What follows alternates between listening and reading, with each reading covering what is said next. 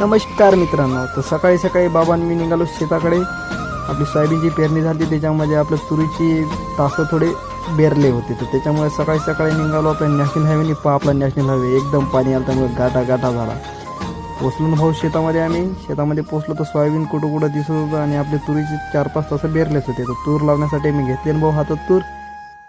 चालते ना मग आमचे तासन डायरेक्ट गेलो मग शेलू बाजारला गेलो आम्ही.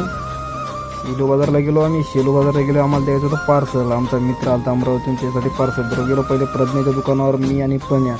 भाऊचा फोटो स्टुडिओ आहे इस्तोग्राफिक्समधून फेमस आहे शेलू बाजारमध्ये आपल्या इथं.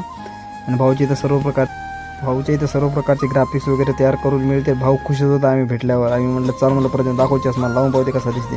प्रज्ञा म्हणे 1 नंबर दिसते. चष्मा घेतला भाऊ प्रज्ञाचा, त्याला ठेवून मग प्रज्ञा करत डिझाईन. तर तिच्यामध्ये दही खुल्लं पण मिळेल आणि पॅकिंग सगळं मिळेल. हिच्यावर आम्ही